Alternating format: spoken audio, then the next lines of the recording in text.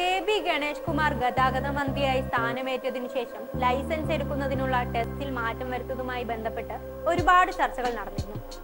ഇപ്പോഴിതാ സംസ്ഥാനത്തെ motor vehicle ഡിപ്പാർട്ട്മെന്റിന്റെ ഡ്രൈവിംഗ് ലൈസൻസ് ടെസ്റ്റിൽ മാറ്റം വരുത്താൻ പോകുന്നു. മെയ് 2 മുതൽ റോഡ് ടെസ്റ്റിന് ശേഷമായിരിക്കും ടെസ്റ്റ് അനുവദിക്കുക. പുതുതായി ടെസ്റ്റിൽ പങ്കെടുത്ത 40 പേർക്കും തോറ്റവർക്കുള്ള റീടെസ്റ്റിൽ ഉൾപ്പെട്ട 20 പേർക്കുമായി 60 പേർക്കാണ് ലൈസൻസ് നൽകാൻ പുതിയ നിർദ്ദേശം. മെയ് മാസം 2-ാം തീയതി മുതൽ 30 പേർക്ക് ലൈസൻസ് നൽകുമെന്നായിരുന്നു ഗതാഗത മന്ത്രി കെ.പി. ഗണേഷ് കുമാർ ആദ്യം പുറപ്പെടുവിച്ചിരുന്ന നിർദ്ദേശം. അതുപോലെ തന്നെ പുതിയ ട്രാക്കുകൾ തയ്യാറാക്കുന്നതിനാൽ ടെസ്റ്റ് തുടരുമെന്നും മന്ത്രി പറഞ്ഞു. പുതിയ ട്രാക്ക് ഒരുക്കി ടെസ്റ്റ് നടത്താനുള്ള സൗകര്യങ്ങൾ പൂർത്തിയാക്കാത്ത സാഹചര്യത്തിലാണ് പുതിയ നിർദ്ദേശം.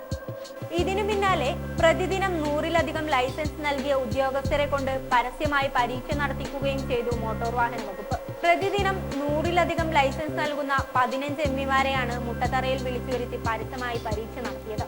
പരീക്ഷയുടെ സമയക്രമത്തിൽ പാളിച്ചയുണ്ടെങ്കിൽ ഉദ്യോഗസ്ഥർക്കെതിരെ നടപടിയെടുക്കാനാണ് കെ.പി. ഗണേഷ് കുമാറിന്റെ നീക്കം. ഉദ്യോഗസ്ഥരുടെ പരസ്യ ടെസ്റ്റിൽ വെട്ടിലായത് ലൈസൻസ് എടുക്കാൻ വന്നവർ കൂടിയാണ്. കൂടുതൽ ക്യാമറകളും ഉദ്യോഗസ്ഥരുമെല്ലാം വന്നതോടെ പരീക്ഷയ്ക്കെത്തിയ മിക്കവരും തോൽക്കുകയും ചെയ്തു. ലൈസൻസ് എടുക്കുന്നതിൽ കൂടുതൽ മാറ്റങ്ങൾ വന്നാൽ ഇനി ലൈസൻസ് എടുക്കുന്നവർക്ക് എന്തായാലും പണിപ്പെട്ട് തന്നെ ടെസ്റ്റ് പാസ്സാകേണ്ടി വരും.